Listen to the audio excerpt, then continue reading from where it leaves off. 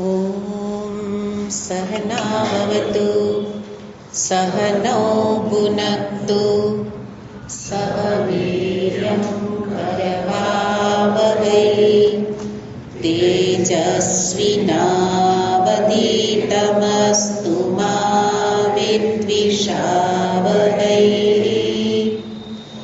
ॐ शान्ति शान्ति शान्तिः। शङ्करं शङ्कराचार्यं केशवं बादरायणं सूत्रभाष्यकृतौ वन्दे भगवन्तौ पुनः पुनः। ईश्वरो गुरुरात्मेति मूर्तिभेदविभागिने व्योमवद्व्याप्तदेहाय दक्षिणामूर्तये नमः। ॐ पार्थाय प्रतिबोधितां भगवता नारायणेन स्वयं व्यासेन ग्रथितां पुराणमुनिना मध्ये महाभारतम् अद्वैतामृतवर्षिणीं भगवतीम् अष्टादशाध्यायिनीम्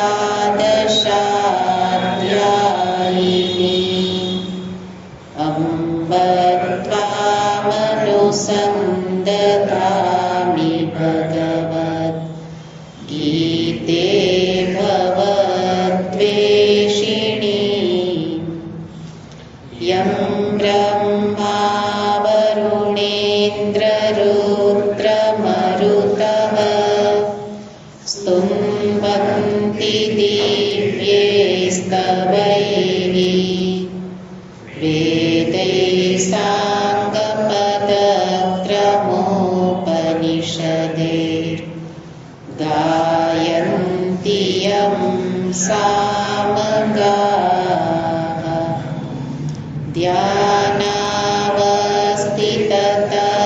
ध्यानावस्थिततद्गतेन मनसा पश्यन्ति यं योगिनो यस्यान्तं न विदुःसुरासुरगणा देवाय तस्मै नमः।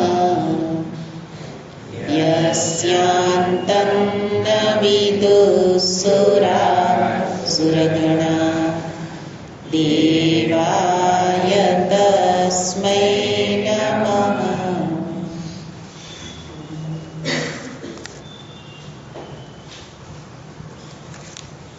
पंदरमो अध्याय 15मो श्लोक।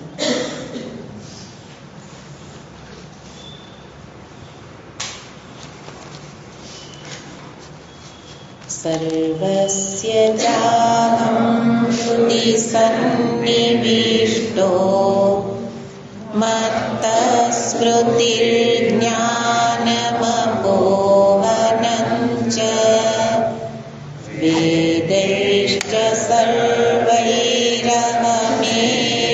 वेद्यो वेदान्तकृद्वेदविदेव चाहम् द्वाविमौ पुरुषौ लोके क्षरश्चाक्षर एव च क्षरः सर्वाणि भूतानि कूटस्थोऽक्षर उच्यते। उत्तमः पुरुषस्त्वन्यः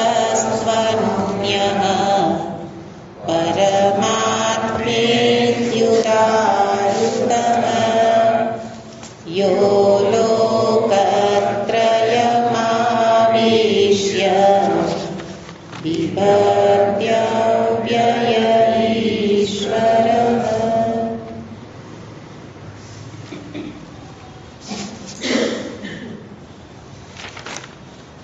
ભગવાન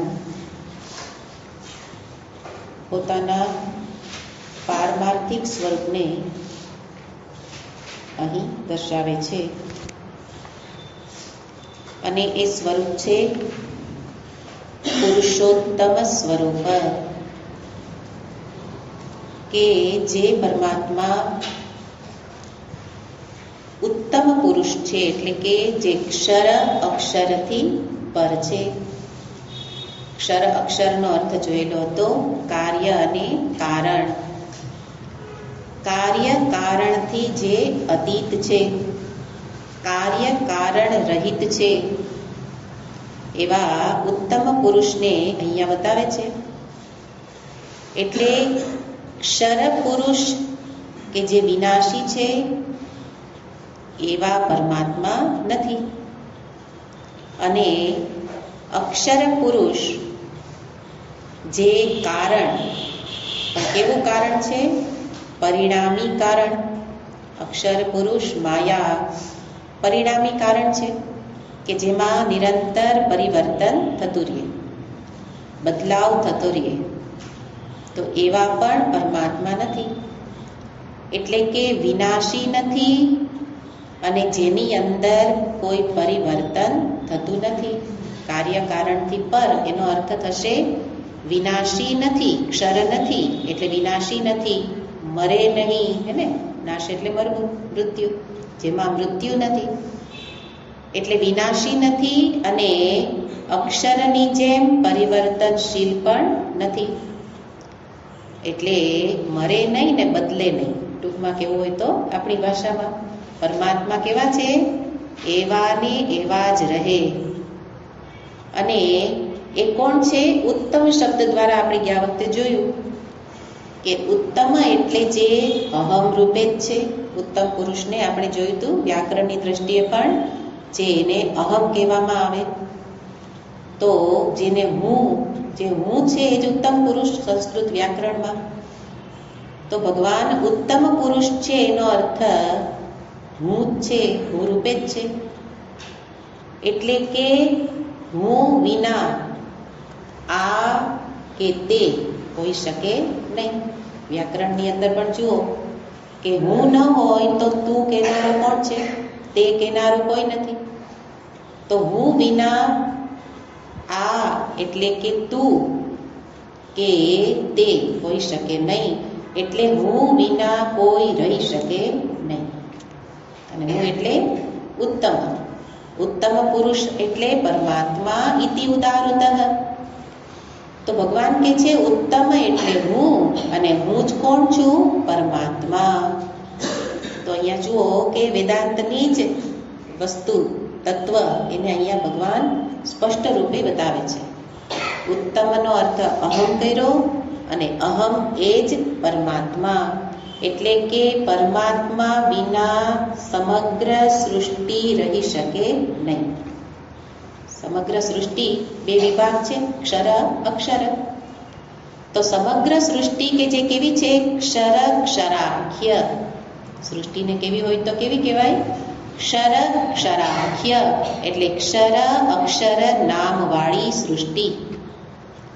અક્ષર ક્ષરાખ્ય સૃષ્ટિ પરમાત્મા વિના રહી શકે નહીં. અને પરમાત્મા એટલે કોણ? ઉત્તમ પુરુષ. ઉત્તમ પુરુષ એટલે હું. તો અહમ રૂપે જ કોણ રહેલું છે? પરમાત્મા. તો અભેદના જ્ઞાન માટે જ અહીંયા વર્ણન છે. શાસ્ત્રની પ્રવૃત્તિ નિરંતર અભેદનું જ પ્રતિપાદન કરે છે. સમગ્ર શાસ્ત્ર, ગીતા શાસ્ત્ર પણ એ જ વસ્તુ બતાવે છે. અહમ એટલે અભેદને જ આ રીતે બતાવે છે કે સૃષ્ટિ અહમ વિના રહી ન શકે. તો સમગ્ર સૃષ્ટિ બની ગઈ અધ્યસ્ત. હે ને? નિયમ શું છે? અધિષ્ઠાન વિના અધ્યસ્ત વસ્તુ રહી શકે નહીં. અધ્યસ્ત સૃષ્ટિ, અધિષ્ઠાન પરમાત્મા. અધિષ્ઠાન વિના અધ્યસ્ત સૃષ્ટિ રહી શકે નહીં. પરમાત્મા વિના સૃષ્ટિ રહી શકે નહીં.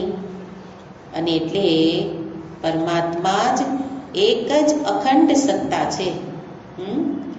અખંડ સત્તા જેમાં કોઈ ભેદ નથી, ખંડ ખંડ વિભાગ નથી. અને એ અવિનાશી પરમાત્મા જેનો નાશ નથી, અવિનાશી છે અને જે નિરંતર એક સમાન છે, જેમાં પરિવર્તન નથી. એટલે કેવા છે? એક સમાન રૂપે એક રસ થઈને રહેલા છે. ક્યાં રહેલા છે? સૃષ્ટિ રૂપે જ. એના વિના સૃષ્ટિ એટલે જગત ન રહી શકે. તો જગત રૂપે જ કોણ છે? જગદીશ પરમાત્મા, જેનું નામ અહીંયા કે છે ઉત્તમ પુરુષોત્તમ. તો ઉત્તમ પુરુષ રૂપે ભગવાન અહીંયા પોતાનું વર્ણન કરે છે. અને વર્ણન શાસ્ત્ર એટલા માટે કરે કે દર્શાવ્યું શું? અહમ રૂપે જ પરમાત્મા છે. આપણે આ તો એક તાત્વિક દર્શન કરાવે છે, એટલે આપણે નિરંતર એ તત્વના દર્શન માટે જ અર્થ જોવાનું છે. કોઈક પુરુષ, કોઈ ભગવાન એવો અર્થ નથી. એટલે જ કહ્યું ઉત્તમ એટલે અહમ. અહમ રૂપે જ કોણ છે? પરમાત્મા. તો અહમ રૂપે જ પરમાત્મા હોય તો શાસ્ત્ર આ હે ને કે ને પરમાત્મા ઇતિ ઉદાહૃત. ઉદાહૃત એટલે વેદાંતેષુ, વેદાંતમાં એ પ્રકારે દર્શાવે છે. તો વેદાંત શાસ્ત્ર આ પ્રકારે બતાવે છે. શું બતાવે છે? અહમ રૂપે પરમાત્મા રહેલા છે. તો હવે આપણે એનાથી આગળ અર્થ જોવાનો. તો શાસ્ત્રની પ્રવૃત્તિ આના આધારે જોઈ શકાય કે સમગ્ર શાસ્ત્ર શું કરવા માંગે છે? મેં જ્યાં જ્યાં અહમ અહમ ભાવ કરી લીધો છે એને છોડાવવા માંગે છે, એનો નિષેધ કરી દીધો. શું કહ્યું? અહમ રૂપે કોણ છે? પરમાત્મા. તો હવે હું કોને હું કહું છું? શરીરથી લઈ અને મન, બુદ્ધિ, ઇન્દ્રિય, પ્રાણ, સમગ્ર ઉપાધિ. તો એક વાક્યમાં ભગવાને બીજા બધાનો નિષેધ કરી દીધો. હે ને? આ છે આપણા શાસ્ત્રની એક સમજાવવાની પ્રક્રિયા. એક વાક્યમાં અનેક અર્થ, ગૂઢાર્થ હોય તો નિષેધ કરી દીધો. જેને તું અહમ માને છે એ વાસ્તવમાં અહમ નથી. દેહાભિમાનને કારણે દેહને શું માને છે? અહમ. દેહમાં અભિમાન એટલે શું? અહમભાવ. દેહમાં અહમભાવ છે, પણ શાસ્ત્ર શું કરે છે? દેહાભિમાનનો નિષેધ. અહીંયા પરમાત્માને અહમ રૂપે બતાવ્યા, એનો અર્થ શું થયો? તું દેહ નથી. દેહાભિમાનનો નિષેધ, દેહાભિમાનને છોડાવવાની શાસ્ત્રની પ્રવૃત્તિ છે. આપણે સ્વાધ્યાય વારંવાર કરતા હોઈએ, અનેક ગ્રંથો ભણતા હોઈએ, તો સાથે આ તાત્પર્ય જોવાનું છે કે નિરંતર શાસ્ત્ર મને અહીં જ લઈ જવા માંગે છે કે દેહાભિમાનનો ત્યાગ કર, તાદાત્મ્યને છોડી દે. દેહાભિમાન છૂટી જશે તો અહમ રૂપે તું કોણ છે? ભાષ્યકારે સંગતિ ભાષ્યમાં જ કહ્યું છે, આ અહમ કોણ છે? નિત્ય શુદ્ધ બુદ્ધ મુક્ત સ્વભાવ. પરમાત્માનું સ્વરૂપ બતાવવું છે, પણ કેવા છે? નિત્ય શુદ્ધ બુદ્ધ સ્વભાવ. ભાષ્યકારની પરમાત્માને દર્શાવવાની આ એક વિશેષ શૈલી છે. જ્યારે જ્યારે તાત્વિક અર્થ બતાવવો હશે ત્યારે શું કહેશે? પરમાત્મા નિત્ય શુદ્ધ બુદ્ધ મુક્ત સ્વભાવ છે અને એ જ અહમ છે. તો અહમનો અર્થ પરમાત્મા હોય તો દેહાદિનો નિષેધ.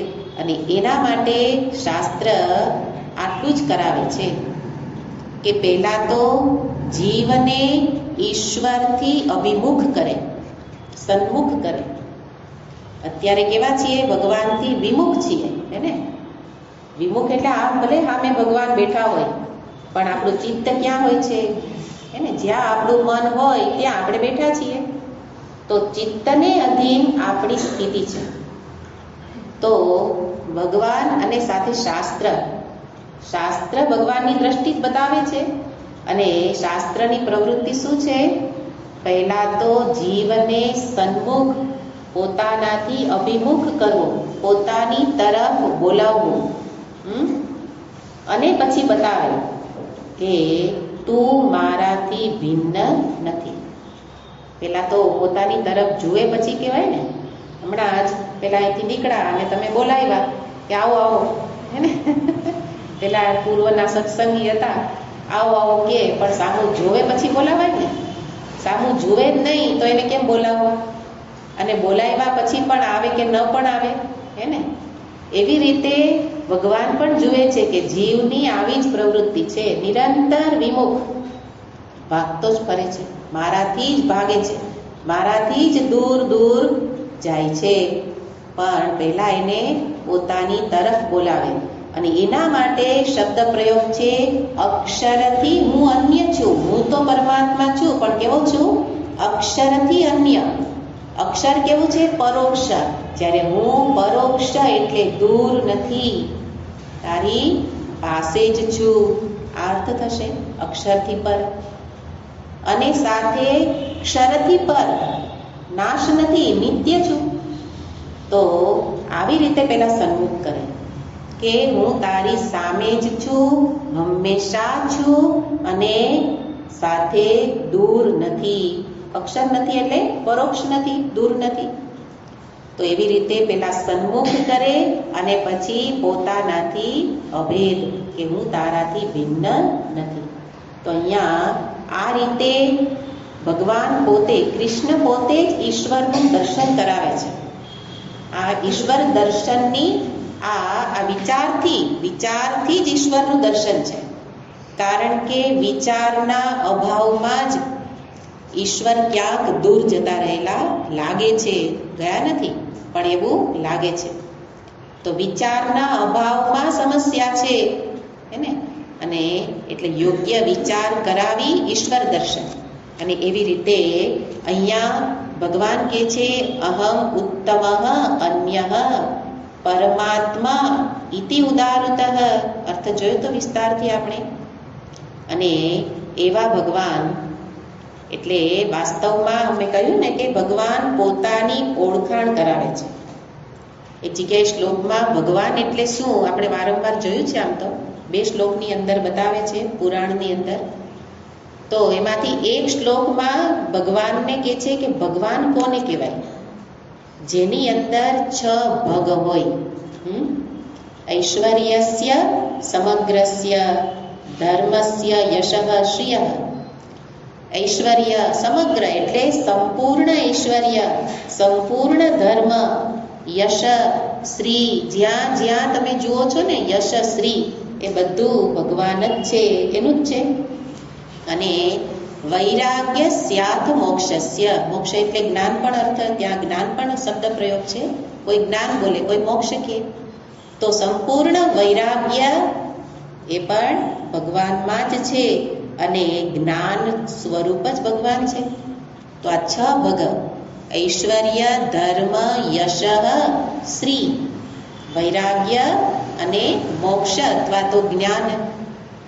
તો જેનામાં આ 6 બાબતો છે એ ભગવાન કહેવાય.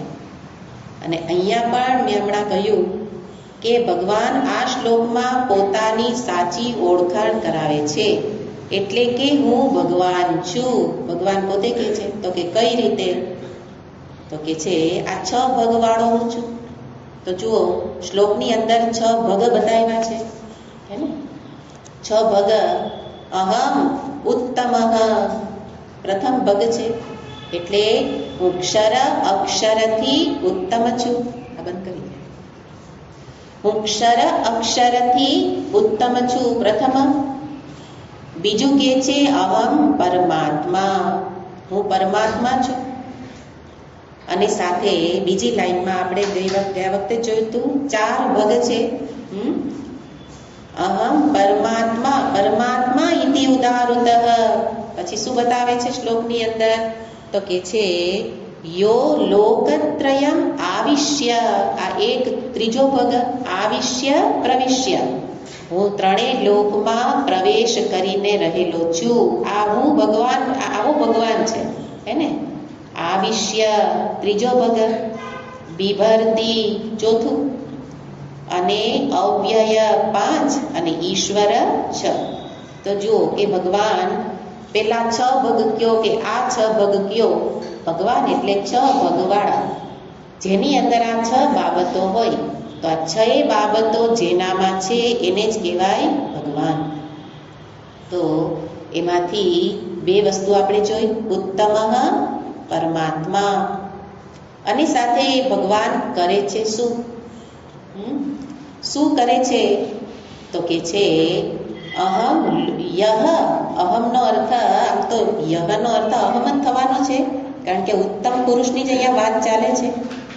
પણ ભગવાન તો મારા માટે કે જે હું ભગવાનને ક્યાંક બીજે જોઉં છું, એટલે શબ્દ પ્રયોગ કર્યો જે, એને યહ. જે પુરુષ, જે પરમાત્મા શું કરે છે? લોકત્રયમ આવિશ્ય.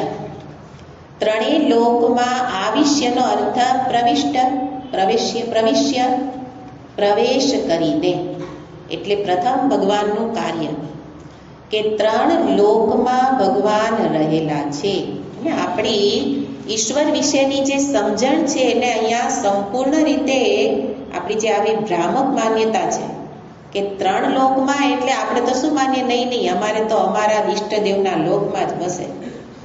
ભગવાન કે હું તો 3 લોક એટલે 14 ભુવન. 3 લોક એટલે માત્ર 3 લોક નહીં, એ તો ઉપલક્ષણ છે. બધા જ લોક એટલે સમગ્ર સૃષ્ટિ. એમાં પ્રવિશ્ય એટલે પ્રવિશ્ય, વ્યાપ્ત થઈને રહેલું છું. અહીંયા ભગવાન ભાષ્યકાર કહે છે કે યહ લોકત્રયમ પ્રવિશ્ય. આવિશ્યનો અર્થ શું કરવાનો? તો કે છે ચૈતન્ય બલ શક્ત્યા. ભાષ્યકાર આવિશ્યનો અર્થ કરે છે ચૈતન્ય બલ શક્ત્યા. ચૈતન્ય બળ શક્તિ વડે હું અંદર આવિશ્ય એટલે પ્રવેશીને રહેલો છું. પણ કેવી રીતે પ્રવેશીને રહેલા છે? જેમ એક રૂમમાં કોઈ વ્યક્તિ પ્રવેશ કરે એવી રીતે નહીં, એને પણ ચેતનથી સર્વત્ર વ્યાપ્ત થઈને રહેલા છે, એને જ પ્રવેશ કહે છે. તત્ સૃષ્ટવા તદેવાનું પ્રાવિશત. ઉપનિષદ બતાવે છે કે ત્યાં પણ આ પ્રવેશ શ્રુતિ બતાવે કે સૃષ્ટિ બનાવીને ભગવાન અંદર પ્રવેશી ગયા. તો ચૈતન્ય રૂપે વ્યાપ્ત છે, સર્વત્ર પરમાત્મા છે એવું કહીએ ત્યારે કોઈ રામ, કૃષ્ણ કે શિવ રૂપે સર્વત્ર ન હોઈ શકે. પણ ચેતન રૂપે, એટલે ચેતન તો જ્યાં એટલે સર્વત્ર છે ને. તો એવી રીતે ભગવાન પ્રવેશીને રહેલા છે 3 લોકમાં. 3 લોકનો અર્થ અનેક રીતે થઈ શકે ને. મુખ્ય અહીંયા તો અહમની વાત છે ને. તો અહમના 3 લોક એટલે ક્યાં? તો કે સ્વપ્ન, જાગ્રત, સ્વપ્ન, સુષુપ્તિ. મારા માટે આ 3 લોક છે. અત્યારે કયા લોકમાં બેઠા છીએ? જાગ્રત લોકમાં. જાગ્રત લોક, મૃત્યુ લોક હે ને. આમ જુઓ તો એક મનુષ્ય શરીર રૂપે જુઓ તો મૃત્યુ લોકમાં છે. તો એના માટે ભૂહુ, ભુવઃ, સુવઃ એ અર્થ થશે. અને એક અહમની ઉપાધિ, એમાં 3 અવસ્થા બદલે એને 3 લોક કહી શકાય.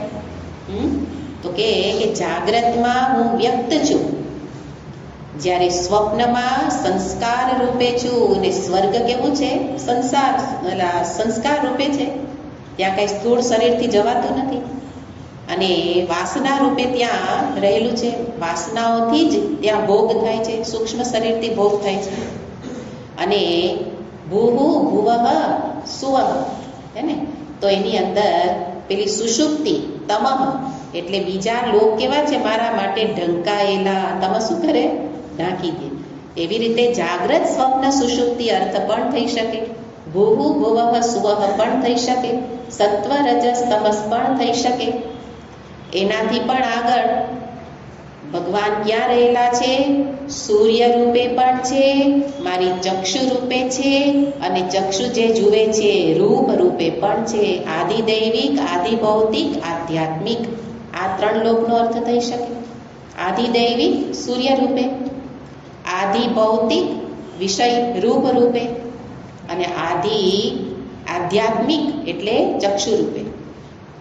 તો 3 લોકમાં એટલે જુઓ કે ચૈતન્ય તત્વ માત્ર આમ બહાર લોક છે એમાં જ નથી, આ વ્યાપક અર્થમાં 3 લોક અર્થ કર્યો, એનો અર્થ મારી બધી જ અવસ્થામાં, અવસ્થા બદલે છે. ચૈતન્ય તો હંમેશા છે. જાગ્રતમાંથી સ્વપ્નમાં જાઓ, સ્વપ્નમાંથી સુષુપ્તિમાં જાઓ, ચેતન 3 અવસ્થામાં રહેલું છે. સૂર્યમાં પણ એ જ ઉજાડે છે, મારા નેત્રને પણ એ જ ઉજાડે છે અને વિષયને પણ એ જ પ્રકાશિત કરે છે. તો સર્વત્ર સર્વને પ્રકાશિત કરનાર પરમાત્મા આવી રીતે વ્યાપ્ત થઈને રહેલા છે. એવી રીતે પોતાના વ્યાપકપણાને ભગવાન પોતે બતાવે છે. હું તો સર્વ વ્યાપક છું. આ શબ્દનો અર્થ શું થશે? હું સર્વ વ્યાપક છું. ઉત્તમનો અર્થ શું કર્યો? અહમ. અને એ અહમ કેવો છે? સર્વ વ્યાપક. સર્વ વ્યાપક માટે 3 લોકને અહીંયા શબ્દ પ્રયોગ કર્યો. અને જ્યારે વ્યાપક કહેવામાં આવે ત્યારે નિયમ છે કે અધ્યસ્ત વસ્તુમાં અધિષ્ઠાન વ્યાપ્ત થઈને જ રહેલું હોય. હે ને? આપણે આગળ અધ્યસ્ત અધિષ્ઠાન શબ્દ પ્રયોગ જોયો કે સૃષ્ટિ કેવી છે? અધ્યસ્ત. અને એમાં પરમાત્મા અધિષ્ઠાન. તો અધ્યસ્ત વસ્તુમાં અધિષ્ઠાન કેવી રીતે રહેલું હોય? વ્યાપક થઈને જ રહેલું હોય, એક જગ્યામાં ન હોય. સમગ્ર સૃષ્ટિમાં એક જગ્યામાં પરમાત્મા નથી. અહીંયા આવિષ્ય શબ્દ, પ્રવિશ્ય અને વ્યાપક, વ્યાપ્ત થઈને રહેલા ભગવાન. એટલે નિયમ જ છે કે જે આરોપિત હોય એમાં અધિષ્ઠાન વ્યાપક જ હોય. અધ્યસ્ત એટલે આરોપિત. આરોપિત વસ્તુ સ્વતંત્ર હોઈ શકે નહીં. અધ્યસ્ત વસ્તુ સ્વતંત્ર હોઈ શકે નહીં. તો એવી રીતે એ નિયમ મુજબ પણ પરમાત્મા અધિષ્ઠાન છે. અધિષ્ઠાન એટલે એ છે તો સર્વ કંઈ છે. દ્રષ્ટાંત છે સુવર્ણ ઘરેણા. ઘરેણા કેવા છે? અધ્યસ્ત. અને સુવર્ણ કેવું છે? અધિષ્ઠાન. તો નિયમ શું કહ્યો? અધિષ્ઠાન વસ્તુ અધ્યસ્તમાં વ્યાપ્ત થઈને રહેલી હોય. સુવર્ણ ઘરેણામાં વ્યાપ્ત થઈને રહેલા હોય. આપણે કોઈ પણ એક ઘરેણું લ્યો, એમાંથી તમને પૂછે કે આમાં સુવર્ણ ક્યાં છે, બોલો બતાવો. તો આપણે સામે પ્રશ્ન કરવાનો, બતાવો ક્યાં નથી. ને ક્યાં નથી એ કયો. એવી રીતે કોઈ પૂછે ભગવાન ક્યાં છે, હોય તો બતાવો. પેલા હિરણ્યકશ્યપુની જેમ એને પ્રહલાદ ભગવાન ક્યાં છે, હોય તો બતાવો. તો જવાબ શું દેવાનો? તમે બતાવો ક્યાં નથી. એને આપણે કદાચ એમાં ગળમથલમાં ચડી જાય, ક્યાં બતાવો? આને આ અધિષ્ઠાન અધ્યસ્ત સમજાશે કે નહીં? આને દેહમાં છે એ તો દેખાતું નથી, અને પાછા મૂર્તિમાં દેખાતા નથી. કેમ સમજાવવું કે આ ભગવાન ક્યાં છે? એને બદલે ટૂંકો ને ટચ જવાબ. એ પૂછે કે ક્યાં છે, તો પૂછો ક્યાં નથી. હે ને? જવાબ આપી ત્યારે સમજાશે ક્યાં નથી. તો આપણે બતાવવાનું કે ઘરેણામાં સુવર્ણ ક્યાં નથી. હે ને? એવી રીતે પરમાત્મા જગતના કણે કણમાં વ્યાપ્ત છે. મારા દેહના કણે કણમાં વ્યાપ્ત છે. એવા ઈશ્વર, એની ઓળખાણ છે. તો સર્વવ્યાપક પરમાત્મા શું કરે છે? એને કણે કણમાં વ્યાપ્ત થઈને કંઈ કરે છે કે નહીં? કે ખાલી બેઠા ટુકુર ટુકુર જોવે જ છે? તો કે ના, કરે છે. તું જે કરે છે તું નથી કરતો, વાસ્તવમાં એ કરે છે. તારે પૂછવું હોય કે શું કરે છે, તો એનો જવાબ તું જે કરે છે બધું એ કરે છે. પેલા શું પૂછવાનું? ક્યાં છે? તો જવાબ શું આપ્યો? ક્યાં નથી. પછી એ શું કરે છે? તો જવાબ શું છે? તું જે કરે છે બધું એ કરે છે. તો કે હું શું કરું છું? મોટા મોટું કામ, મારા સંતાનોનું પાલન પોષણ કરું છું. તો કે હવે જવાબ આપ્યો, એ તું કરે છે નહીં, એ કરે છે. ભગવાન કહે છે અહમ બિભર બિભર. ત્યાં તો યહ છે એટલે બિભરતી કહ્યું, પણ અહીંયા મારા માટે ભગવાન દૂર છે એટલે ઓળખાણ કરાવે છે કે એ, હે ને, એ શું કરે છે? બિભરતી. સર્વનું ધારણ પોષણ, બિભ્રુ ધારણ પોષણ યોગ ધાતુ ઉપરથી શબ્દ છે બિભરતી. તો ધારણ અને પોષણ એ જ કરે છે. સર્વને ધારણ કરે એટલે જીવાડે, અને પોષણ એને મોટા એ જ કરે છે, પુષ્ટિ કરે છે. અને એના માટે જુઓ તો કેટલા બધા દ્રષ્ટાંત, કેટલા બધાના જીવનની એ અનુભવો એ આની અંદર બતાવવામાં આવે. વારંવાર કેટલાક દ્રષ્ટાંત બતાવે છે કે મહાભારત યુદ્ધ એની અંદર આવા કેટલા બધા એને કહે ને ચમત્કાર, જેને આપણે ચમત્કાર કહીએ, પણ એ વાસ્તવમાં ઈશ્વરની શક્તિ છે કે એણે ધારણ પોષણ કરવું હોય તો મારી જેમ એને ભાગ ન કરવી પડે. એને તો સહજ રીતે, કારણ આગળ જ કહ્યું ચૈતન્ય રૂપે સર્વ વ્યાપક છે, અને ચૈતન્યમાં જે શક્તિ છે, કઈ શક્તિ? સર્વનું પોષણ કરવાની શક્તિ મારામાં નથી. મારા દેહમાં પણ ચેતન ન હોય તો કોનું પોષણ કરી શકું? તો વાસ્તવમાં પોષણ કોણ કરે છે? ચેતન. ચેતન શક્તિ, આગળ કહી દીધું ને, ચેતન શક્તિ જેવી છે કે જે સર્વ કંઈ કરી શકે. તો મહાભારત યુદ્ધમાં કોઈ વખત એવું જોવા મળ્યું કે કોઈ પક્ષી, હવે પક્ષીને તો કાંઈ એવી બુદ્ધિ છે નહીં કે આ યુદ્ધનું મેદાન છે અને ત્યાં ઈંડા ન મુકાય, અને કોઈ પક્ષીના 2 ઈંડા પડેલા હતા. મહાભારત યુદ્ધ બરાબર ઘમાસાણ ચાલતું હતું, અને ભગવાનનું કે કોઈ અર્જુનનું કોઈનું ધ્યાન ગયું કે અહીંયા ઈંડા પડેલા છે, શું કરશું? એ આની અંદર ઈંડા બચી નહીં શકે અને લેવા જવાય એવી સ્થિતિ નહોતી, બચાવી શકાય, પોતે બચાવી શકે એવી સ્થિતિ નહોતી. અને ભગવાનનો ચમત્કાર શું થયો કે એમાં કોઈકે એવું બાણ છોડ્યું કે હાથીના ગળામાં રહેલો મોટો ઘંટ, એ ઘંટ સીધો બાણથી કપાઈ અને એવો ફેંકાયો કે સીધો ઈંડાની ઉપર ઢંકાઈ ગયો, અને ભગવાને ઈંડાને બચાવી લીધા. આપણે બચાવવા જાય તો એ યુદ્ધ સ્થિતિમાં આપણે કાંઈ ન કરી શકીએ, પોતાની જાતને નથી બચાવી શકતા. અને ભગવાનને બચાવવા હોય તો યુદ્ધના મેદાનમાંય બચાવે. એને જ કહેવાય બિભરતી. એને ધારણ પોષણ કરવું હોય એના માટે તો રમતવાદ છે. એટલે ભગવાન ખરેખર તો રમત જ રમે છે, આખો ખેલ રમે છે, ખેલાડી છે ભગવાન. પુરુષોત્તમ કોણ છે? ખેલાડી. એને બરાબર રમતા આવડે.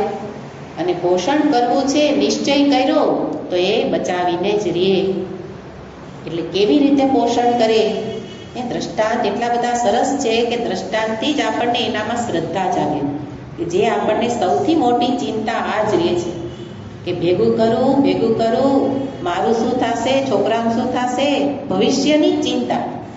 આ બધી ચિંતા દૂર થઈ જાય. શિવાજી મહારાજનું દ્રષ્ટાંત છે કે શિવાજી મહારાજ એ હતા તો એક કે એમને સમર્થ રામદાસજી જેવા ગુરુ પ્રાપ્ત થયેલા, અને પોતે પણ ખૂબ બળવાન પણ હતા, ધારે કરી શકે એવી શક્તિ હતી. અને એ રીતે એ એના રાજ્યમાં કોઈ વખત દુકાળ પડ્યું, દુર્ભિક્ષ, એટલે લોકોને અન્ન ઇત્યાદિની પ્રાપ્તિ થવી કઠિન થઈ ગઈ. હવે રાજાનું તો કાર્ય એ વખતે વિશેષ હોય કે એક તો ખજાનો ખોલી નાખવાનો, અને સાથે સાથે લોકોનું ધારણ પોષણ કરવાની જવાબદારી રાજાની બની જાય. પહેલાં તો દરેક પરિવાર પોતપોતાનું કરી લે, પણ આવી પરિસ્થિતિ હોય ત્યારે રાજા જ બધાનું પોષણ કરે. અને રાજાએ નક્કી કર્યું કે તળાવ, સરોવર, કૂવા ખોદાવો, અને એ બાને પાણી પણ જેટલું નીકળે એટલું મળે, અને લોકોને કામ મળે, અને સાથે એમને ખજાનામાંથી થોડી આવક થાય, અને લોકોનું જીવન ટકી રહે. બધાને બચાવવા માટે એમણે કેટલી બધી આવી સામાજિક પ્રવૃત્તિઓ શરૂ કરી, અને લોકોને અન્ન પાણી મળી રહે એવી વ્યવસ્થા કરી. અને એમાં એ કોઈ વાર એના મનમાં વિચાર આવી ગયો કે હું કેટલો ઉદાર છું, હું કેટલો પ્રજા વત્સલ છું, કે મારી પ્રજાનું કેટલું ધ્યાન રાખું છું. અને એ વિચાર ગુરુને કેવો ન પડે. ગુરુજી તો વર્તન જોઈને સમજી જાય કે અહીંયા ક્યાં અહંકાર ઊભો થયેલો છે. અને સમર્થ રામદાસજી એ તો હંમેશા એમની સલાહથી જ રાજ્ય ચલાવતા હતા. એટલે કોઈ વાર એમની સાથે વાતચીતમાં સમર્થ રામદાસ સ્વામીજી એ કહે છે કે તું ત્યાં દ્રષ્ટા બતાવવામાં આવે છે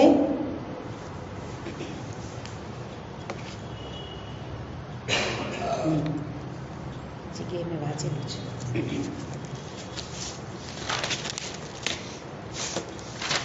સરસ કથા છે. એટલે તો કે છે કે શિવા આ હથોડો ઉપાડ, હથોડો ઉપાડી અને આ પથ્થર ઉપર માર, પથ્થર ઉપર માર. તો કે કેમ એમ? તો કે બસ તું આ હથોડાથી પથ્થરને તોડી નાખ. જ્યાં એણે હથોડો ઉપાડીને પથ્થરના બે ટુકડા કર્યા તો અંદરથી એક કીડો નીકળ્યો, અને એક કીડો નીકળ્યો અને જીવતો હતો. ત્યારે રામદાસ સ્વામી કહે છે કે તારી પ્રજાને તો તું અન્ન પોષણ કરવા ઘણું બધું કરે છે, આ કીડાને કોણ જીવાડે છે? ત્યારે બરાબર શિવાજી મહારાજ જાગી ગયા કે ખરેખર ગુરુ મારા અહંકારનું જ ભક્ષણ કરવા માંગે છે. અને એમણે ત્યારે જ વિચાર કર્યો કે આ મારા એક વિચાર માત્રથી પણ એ મને બતાવવા માંગે છે કે આ વિચાર પણ ખોટો છે. કારણ ભગવાન કહે છે કે લોકત્રયમ આવિશ્ય બિભર્તિ, જે પથ્થરની અંદર રહેલા કીડાને ખવડાવી શકે એ પ્રજાને ન જીવાડી શકે, પણ જીવાડવા માટે રાજાને નિમિત્ત બનાવ્યા હોય એને એવી રીતે કુટુંબના પાલન પોષણ માટે મને નિમિત્ત બનાવ્યું છે. પણ આપણે શું કહીએ? હું બધાનું પાલન પોષણ કરું, હું કમાઉં તો તમે ખાઓ, હું રસોઈ બનાવું તો તમે જમો. આ બે બાજુ સ્ત્રી પુરુષના આ બે વાક્ય હે ને. અથવા તો જે કોઈ નોકરી કરતા હોય એ બધાને શું થતું હોય? હું કમાઉં છું તો ચાલે છે. પણ આપણા અહંકારનું છેદન કરનારું આ પ્રસંગ છે. એવી જ રીતે શ્રીધર સ્વામીજીના જીવનનો પણ પ્રસંગ છે. શ્રીધર સ્વામી એટલે શ્રીમદ ભાગવતના મહાન ટીકાકાર, કે જેમની ટીકાનો આધાર ભાગવતના ગ્રંથને સમજવા માટે લેવો જ પડે. એટલું સુંદર એમને ભાગવતના શ્લોકોનો અર્થ કરેલો છે. તો એ શ્રીધર સ્વામી એને એટલે આમ જુઓ ને તો મોટા મોટા જે મહાપુરુષો થઈ ગયા એ બાળપણમાં મંદબુદ્ધિ જ હતા. પાણીની મહારાજ પણ એવા હતા, સંસ્કૃત વ્યાકરણના આચાર્ય, એ પણ બાળપણમાં મંદબુદ્ધિ હતા. અને શ્રીધર સ્વામી તો 16 વર્ષની ઉંમર સુધી મૂર્ખ જ હતા, મંદબુદ્ધિ કરતા પણ મૂર્ખ હતા. અને એમના જીવનનો પ્રસંગ છે કે ત્યારે એમના જે એ વખતના બધા રાજાઓ જ હતા, રાજા જ રાજ્ય ચલાવતા હતા. અને રાજા અને મંત્રી એની વચ્ચે કોઈક વાર ચર્ચા ચાલતી હતી. વિજયનગર એમાં એ રહેતા હતા, અને વિજયનગરના રાજા અને એમના મંત્રી, તો મંત્રી હંમેશા બુદ્ધિમાન હોય, અને રાજા ક્યારે ભૂલ કરે તો મંત્રી એને જગાડે, સચેત કરે. તો મંત્રીએ એક વાક્ય કહ્યું કે ભગવાનની અંદર એવી શક્તિ છે કે અસંભવ વસ્તુને સંભવ બનાવી શકે. ભગવાન ધારે તે કરી શકે, આપણે ન કરી શકીએ. રાજા, આપ કદાચ ઘણું પ્રજા માટે કરો, પણ ભગવાન જેટલું ન કરી શકો. તો કે એ મને ગળે ન ઉતર્યું કે અસંભવ વસ્તુને સંભવ કેવી રીતે? જે વસ્તુ થઈ શકે એ કરીએ છીએ, પણ જે થઈ જ ન શકે એવી કે કેમ થઈ શકે? તો કે કરી શકે, ભગવાન એ કરી શકે. તો એ દરમિયાન જ વાત કરતા હતા, અને ઉપર બંને ઊભા હશે, ને નીચેથી શ્રીધર સ્વામી, શ્રીધર બાળક હતો 16 વર્ષનો, એ ત્યાંથી નીકળ્યો, અને એમણે પોતાના બૂટની અંદર તેલ ભરેલું હતું, અને એમાં તેલ ભરીને લઈ જતો હતો. હવે ઉપરથી આ બંને જોયું કે બૂટની અંદર તેલ ભર્યું છે, એટલે રાજાએ તો ઉપરથી જ કહી દીધું કે એવો મહામૂર્ખ છે હે ને. છતાંય મંત્રી કહે કે જરા એને બોલાવીએ તો ખરા. એટલે બોલાવ્યો કે આ શું કરે છે? તો કે આ મારે તેલ ઘરે લઈ જવાનું હતું, તો મેં કીધું કે બૂટમાં તેલ ભરી લઉં, ઘરે પહોંચી જશે. તો કે કેમ બૂટમાં? તો કે મેં એક આ વાસણ તો લીધું હતું, પાત્રમાં તેલ ભર્યું, પણ તોય તેલ વધતું હતું, એટલે મેં કીધું કે બૂટમાં ભરી લઉં, મારે તો ઘરે જ પહોંચાડવું હતું ને. એટલે રાજા તો હસવા લાગ્યા. પણ એના મંત્રીએ કહ્યું કે પેલું વાક્ય રાજા યાદ છે કે અસંભવ વસ્તુને સંભવ ભગવાન કરી શકે. તો કે આ મહામૂર્ખને તારે બુદ્ધિમાન બનાવવો છે, બોલ કેવી રીતે બનાવીશ? આ મૂર્ખને ડાયો બનાવવો હોય તો ભગવાન કરી શકે? તો કે કરી શકે. મંત્રી કે શ્રીધરને કહે છે કે હું તને એક બતાવું, તું કરીશ? તો કે હા. તો કે હું તને એક મંત્ર આપું છું, ઋષિ ભગવાનનો મંત્ર. ઋષિ તાપનીય ઉપનિષદમાં એ મંત્ર બતાવેલો છે કે મંત્ર આપું, તું એનું અનુષ્ઠાન કર. તો કે બસ તારે એટલું જ કરવાનું છે. તો કે બરાબર છે. એનાથી શું? તો કે બસ તને જે તું ભણી શક્યો નથી, તારે બીજું ઘણું કામ કરવું હોય, એના માટે ભગવાન તને બુદ્ધિ આપશે. તો કે તો કરીશ. અને એમણે જેમ બતાવ્યું એવી રીતે ઋષિ ભગવાનનું એ મંત્રનું અનુષ્ઠાન કર્યું. અને અનુષ્ઠાન દરમિયાન એમના જીવનમાં એક પ્રસંગ બન્યો. જે અનુષ્ઠાનનો સમય ચાલતો હતો એ દરમિયાન કોઈ વખત બેઠા હશે, મંત્ર જપ કરતા હશે શ્રીધર સ્વામી, અને બાજુમાં જ એક કોઈ ઝાડ, અને ઝાડ ઉપરથી એક ઈંડું નીચે પડ્યું. હવે ઈંડું તો નીચે પડતા હવે ફૂટી ગયું એટલે અંદરથી પેલું બચ્ચું બહાર આવી ગયું. અને કેટલું તાજું, નાનકડું. અને બચ્ચું તો જન્મતા વેત એણે મોઢું ખોલ્યું, અને એને જન્મતા વેત જો કંઈ ન મળે તો એ તો તરત મરી જાય. અને બચ્ચું આમ મોં ખોલીને બેઠું છે. અને શ્રીધર સ્વામી એટલા લાચાર થઈ ગયા, એટલી બધી દયા આવે, પણ કે આને શું, કેવી રીતે આપું, શું ખવડાવું આવડા નાના બચ્ચાને, જીવાડું કેવી રીતે? એ ચિંતા કરતા હતા. એમાં બે માખી ઉડતી આવી. બે માખી અંદર લડાઈ કરતી આવી, અને એવી બે એકબીજાને બાથ ભરી અને જામી પડેલી. અને એમાં એ સીધી એના બચ્ચાના મુખમાં પડી, અને બચ્ચું એને ખાઈ ગયું. અને બસ બાળકને, અવળા બચ્ચાને તો એટલી જ જરૂર હતી. અને અચાનક શ્રીધર સ્વામીને એકદમ જ અંદરથી બુદ્ધિનો એક પ્રકાશ થઈ ગયો કે આ કરનાર કોણ છે, કે જે નિશાન પણ ન ચૂક્યું. અને માખી પડી પણ બાજુમાં ન પડી, સીધી નાનકડા એવા, તમે વિચાર કરો કે એટલું નાનકડું પંખી, એનું મોઢું પાછું આટલું, અને પાછી માખી સીધી એના મુખમાં જ પડી. અને ત્યારથી એ જાગી ગયા. અને જાગી ગયા એનો અર્થ એ મંત્ર જપનું પણ પરિણામ હતું કે ભગવાને એમને બુદ્ધિ આપી અને એકદમ વિચાર કરાવ્યો કે આ કોણ છે કે જે સર્વને આ ધારણ પોષણ કરે છે, કે જે આપણા બચ્ચાની અંદર નિશાન ચૂક્યા વિના એ ખોરાક રૂપે માખીને અંદર મૂકી દે છે. કોઈ દેખાતું નથી, છતાં પણ કોઈ છે. અને ત્યારથી એ ભગવાનના ભજનમાં લાગી ગયા. તો મંત્ર જપને કારણે ઋષિ ભગવાનની પ્રસન્નતા પ્રાપ્ત થઈ અને એમની બુદ્ધિનો વિકાસ થઈ ગયો. બુદ્ધિ તો હતી, ઉપર એક આવરણ આવી ગયેલું હતું. અને આવરણ શું હતું? પૂર્વના કોઈક પાપ કર્મ હોય કે જે બુદ્ધિને અંદર જે શક્તિ હતી એને ખીલવવા ન દેતા હોય.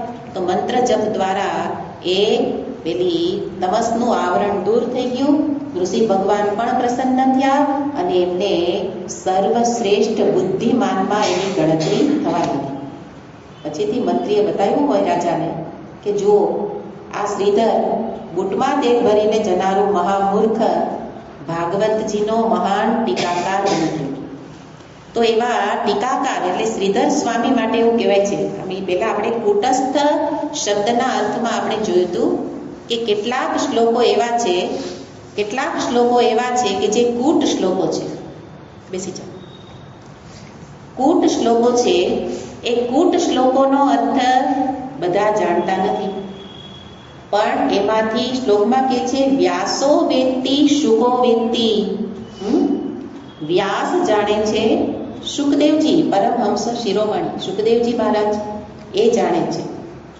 રાજા વેત્તિ ન વેત્તિ વા, અથવા તો રાજા એટલે પરીક્ષિત રાજા, તો પરીક્ષિત રાજા એમાંથી એ સારને જાણે અથવા તો ન પણ જાણે, પણ ત્રીજા કોઈક જાણે છે.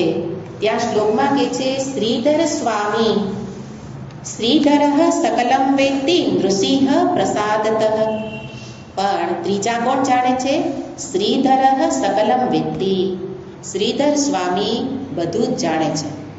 એટલે વેદ વ્યાસજી મહારાજ, શુકદેવજી મહારાજ અને ત્રીજા શ્રીધર સ્વામી સમગ્ર ભાગવતના સમગ્ર શ્લોકોનો અભિપ્રાય એનું તાત્પર્ય, એનો ગહન અર્થ આ ત્રણ જ જાણે છે. તો કહેવાનો અર્થ શું છે કે ભગવાન જે કહે છે બિભર્તી, ત્રણ લોકમાં પ્રવેશ કરીને હું સર્વનું ભરણ પોષણ કરું છું. તો આ દ્રષ્ટાંતો દ્વારા આપણે કહી શકાય કે ઈશ્વર એના માટે એણે કોઈ દેહ ધારણ કરીને પાલન પોષણ કરવા આવવાની જરૂર નથી. કોઈકની અંદર એ પ્રગટ થઈને પણ એ પોષણ કરી શકે, પુષ્ટિ કરી શકે. અને એના માટે અહીંયા શબ્દ પ્રયોગ કર્યો, ત્રણ લોકમાં આવિશ્ય બિભર્તી.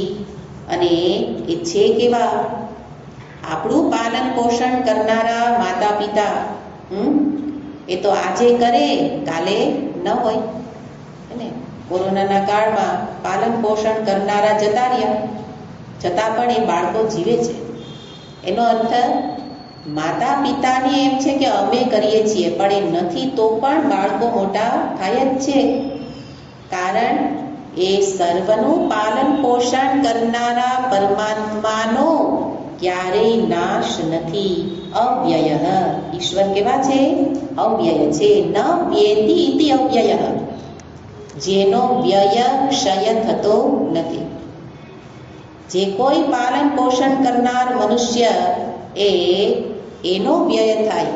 શરીરમાં શક્તિ આજે છે, કાલે એનો ક્ષય થઈ જાય અને શરીરનો નાશ પણ થઈ જાય. પણ અંદર રહેલી ચૈતન્ય શક્તિ એનો ક્યારેય નાશ થતો નથી. ચેતન શક્તિ કેવી છે? અવ્યય. મોટા ભાગે જોવા મળતું હોય કે કાર્યનો જેમ જેમ ક્ષય થાય એમ એમ કારણનો પણ ક્ષય નાશ થતો દેખાય છે. જેમ જેમ કાર્યનો ક્ષય થાય એમ કારણ પણ નાશ પામતું દેખાતું હોય. કારણ કે કાર્ય છે ત્યાં સુધી કારણ રહેશે. એટલે કાર્યની સાથે કારણ પણ નાશ પામતું દેખાય. એની સાથે બીજું પણ કહેવામાં આવે કે જે વસ્તુ આધાર છે, આધાર આધેય વસ્તુનો નાશ થાય તો જાણે કે આધારનો પણ નાશ થઈ ગયો. કારણ કે આધાર કોને કહેવાય? કંઈક ઉપર પડેલું હોય તો એને કહેવાય ને કે એનો આધાર છે. આધેય પડ્યું નથી તો એને આધાર કહેવાય નહીં. કાર્ય નથી તો એને કારણ કહેવાય નહીં. તો કાર્ય નાશે કારણમ અપી નાશઃ. કાર્ય નાશ થતા કારણ નાશ પામે. એવી રીતે જો ભગવાનને આપણે કારણ રૂપે કહીએ તો એનો નાશ થવો જોઈએ. એટલે જ આગળ કહ્યું કે ભગવાન અક્ષરથી પણ અન્ય છે, એટલે કે એ કારણ રૂપ નથી, છતાં પણ કારણ છે. કેવું કારણ? અભિન્ન નિમિત્ત ઉપાદાન કારણ. જગતનું કારણ ભગવાનને કેવું હોય તો માયાની જેમ પરિણામી કારણ નથી, પણ માત્ર એ છે એની હાજરી જ કારણ બતાવે છે. એ છે તો બધું છે એટલે એને કારણ રૂપે કહી શકાય. અને અભિન્ન નિમિત્ત ઉપાદાન એટલે કે આ બધું જે કંઈ પંચભૂતાદિ છે એનામાંથી જ ઉત્પત્તિ. એટલે માલ પણ એનામાંથી અને બનાવનારો પણ તો બધું એ જ કારણ રૂપે છે. પણ વ્યાવહારિક રીતે જોવા મળે એવા કારણ રૂપે ભગવાન નથી, એટલે એનો ક્ષય કે નાશ થતો નથી. એવા ભગવાન અવ્યય, એનો ક્યારેય નાશ નથી. એટલે નિત્ય પાલન પોષણ કરનારા ભગવાન સર્વવ્યાપક પરમાત્મા નિત્ય રહેલા છે, અવ્યય. અને છે કેવા? ઈશ્વર. એ મારી જેવા લાચાર બિચારા નથી. હું પાલન પોષણ કરું પણ હું ઈશ્વર નથી. ઈશ્વર એટલે સ્વામી. જ્યારે આપણે પોતાને બીજાના સ્વામી જરૂર કહેતા હોઈએ ને, પોતાનાથી જેનું પાલન પોષણ કરીએ છીએ એના આપણે શું છીએ? સ્વામી. પણ ભગવાન જેવા સ્વામી નથી. સ્વામિત્વ તો એક ઈશ્વરનો અર્થ જ છે સ્વામિત્વ, જેનામાં છે કોઈને અધીન નથી. આપણે કદાચ ઘરમાં કોઈને અધીન નથી હે ને, તો જ્યાં કામ કરીએ છીએ ત્યાં કોઈને અધીન છીએ, અથવા તો આપણે બીજા કોઈને અધીન નથી, પણ મારા શરીરને ચલાવવા માટે રોગ થાય તો ડૉક્ટરને અધીન છીએ. ક્યાંક ને ક્યાંક તો અધીનતા આવી જ જાય છે. જ્યારે પરમાત્મા સંપૂર્ણ સ્વતંત્ર, એ માયાને પણ અધીન નથી. જ્યારે જીવ માયાને અધીન છે એટલે લાચાર છે. જ્યારે એક ઈશ્વર જ સંપૂર્ણ જગતના સ્વામી છે. તો સ્વામી કેવું હોય તો એક ભગવાન જ છે. એના સિવાયના બધા જ કેવા છે? સેવક. હે, સ્વામિત્વ બીજે ક્યાંય છે નહીં. અને જો આપણે કોઈને પણ સ્વામી કહેતા હોઈએ તો એ સ્વામિત્વ વાસ્તવમાં કોનું છે? એની અંદર ઈશ્વરનું છે. ઈશ્વર સ્વામી છે એટલે સર્વ સ્વતંત્ર છે. અને સ્વતંત્ર હોવાથી એ ધારે કરી શકે. હે ને, આપણે સ્વતંત્ર નથી એટલે ધારીએ છીએ ઘણું, પણ આપણે બધું કરી શકતા નથી. પણ ઈશ્વર સ્વામી છે એટલે ધારે તે કરી શકે. અને ધારે શું? જેને જીવાડવા છે એને જીવાડે. હમણાં જોયું ને કે યુદ્ધ મેદાનમાં ઈંડાને બચાવી શકે, પથ્થરની અંદર કીડાને જીવાડી શકે, ઈંડામાંથી નીકળેલા પક્ષીને બચાવી શકે. કારણ એણે ધાર્યું છે. પણ સાથે જોવાનું કે એ ન ધારે તો એનો નાશ પણ કરી શકે. ધારે એને બચાવી શકે. અને એણે જો ધરણી ધરે ધાર્યું નથી, કહે ને ધાર્યું ધરણી ધરનું થાય. પણ એ ધારે કરે એનો અર્થ એ લેવાનો કે એ ન ધારે તો આપણે ધારીએ તો પણ ન થાય. ધાર્યું કોનું થાય? ધરણી ધરનું જ. એટલે કે એને કરવું હોય એ કરશે, અને એને લેવા હશે એને લઈ લેશે. આપણે જ કરીએ છીએ. જુઓ, કોઈ વૃક્ષને તમે વાવો, છોડ રોપ વાવો, તો આપણે શું કરીએ? એને ખાતર પાણી આપી મોટું કરીએ. અને પછી થોડો સમય જાય, એમાં કોઈ જીવાત આવે, રોગ થાય તો એ જતું રહે. તો આપણે એને ઉખેડીને ફેંકી દઈએ. તો શું કર્યું? ધારણ પોષણ કર્યું. અને જ્યારે લાગ્યું કે હવે આ કંઈ કામનું નથી, તો આપણે જે ઈશ્વરત્વ આપણામાં આવી ગયું, ઉખેડીને ફેંકી દીધું. ભગવાન સેમ એવું જ કામ કરે છે સૃષ્ટિમાં. જેની જરૂર છે એને જ્યાં જરૂર છે ત્યાં પહેલા જન્મ આપે. યતો વા ઇમાની ભૂતાની જાયન્તે. બધાને જન્મ આપે. શું કામ? એનું કામ છે જગતની અંદર. એટલે જન્મ આપે, મોટો કરે, એને વિકાસ કરે, મોટો કરે, પુષ્ટ કરે. અહીંયા કહેવાય ને વિભરતી, પોષણ કરે. પણ લાગે કે હવે આનું કામ પૂરું થઈ ગયું છે. એવું નહીં કે શરીર ક્ષીણ થાય ને હવે કામના નથી, નકામાને જ લઈએ છે. આપણને લાગે કે આ તો યુવાન છોકરો કામનો હતો. ભગવાન કહે કે અત્યારે નકામો હતો. મારી દ્રષ્ટિએ નકામો છે. કારણ હવે એને કરવાનું કંઈ હવે બાકી રહેલું નથી. કરવાનું કરી લીધું તો હવે એને ઉપાડી લેતા પણ ભગવાનને વાર ન લાગે. તો બધું એની ઈચ્છાથી થતું હોય તો ચિંતા શેની? કારણ ભગવાન અવ્યય છે, સર્વત્ર છે, મારી સાથે ને સાથે છે. અને જે કરશે તે જીવના હિત માટે જ કરશે. તો એવી રીતે અવ્યય ઈશ્વર આવી રીતનું સ્વામિત્વ છે કે ધારે એ કરે, જરૂર હોય એ રાખે, અને વધારાનું બધું એમાંથી કાઢી નાખે. તો એ ઈશ્વરને રોકનાર કોઈ નથી. કેમ રોકનાર નથી? કારણ કે મારી દ્રષ્ટિ જેવી ઈશ્વરની દ્રષ્ટિ નથી. મારી દ્રષ્ટિ કેવી છે? એક સીમિત સ્વાર્થી દ્રષ્ટિ છે. જ્યારે ભગવાનની દ્રષ્ટિ જીવના કલ્યાણ માટે છે. એટલે જે કંઈ એ કરે, સૃષ્ટિની ઉત્પત્તિ કરે કે સૃષ્ટિનો વિનાશ કરે, એની પાછળ સર્વત્ર કલ્યાણની જ દ્રષ્ટિ છે. મને એ સમજાતું નથી, પણ મારે એની દ્રષ્ટિથી જોઉં તો મને સમજાય. અત્યારે નહીં, થોડા સમય પછી સમજાય કે આ જે થયું તે સારું થયું. એના બદલે હવે પછી સમજવું, એને મને ડાયો કોને કહેવાય? અત્યારે જ સમજી લઉં કે જે થાય છે તે બધું જ હિતમાં. સારું બોલવું નહીં. કોઈનું મૃત્યુ થાય તો એમને બોલાય જે થયું તે સારું થયું. હે ને? સારું નથી થતું. દુઃખદ પરિસ્થિતિ પણ બને છે. પણ એ સારું નહીં. શબ્દ પ્રયોગ શું છે? હિતમાં છે. હિત એટલે કલ્યાણ. કલ્યાણની અંદર સારું પણ હોઈ શકે, ખરાબ પણ હોઈ શકે, પણ મારું કલ્યાણ આમાં જ છે. સુખ આવે કે દુઃખ આવે, કલ્યાણ એમાં જ છે. અને એ પ્રકારે ઈશ્વરની ઓળખાણ કે આ ભગવાનનું સ્વામિત્વ છે, એટલે કે સર્વના સ્વામી એ છે. અને ઈચ્છા કોની ચાલે? સ્વામીની. પેલા નોકર ચાકર કામ કરતા હોય એ લાગે ભલે શેઠની જેવું કામ કરતા હોય, લાગે બધું હેન્ડલ કરતા હોય, પણ નિર્ણય કોનો ચાલે? સ્વામીનો. એવી રીતે ભગવાનને ઈશ્વર માની લઉં, સમજુ કે આ ઈશ્વર છે, તો પછી આપણે કેવી રીતે કામ કરવાનું? સેવકની જેમ. સેવક શું કરે? એની ઈચ્છાથી સેવા કરે. તો આપણે એના સેવક બની જઈએ. સેવક બનવામાં સાર છે. ઈશ્વર એટલે સ્વામી બનવામાં પરેશાની, તકલીફ જ છે.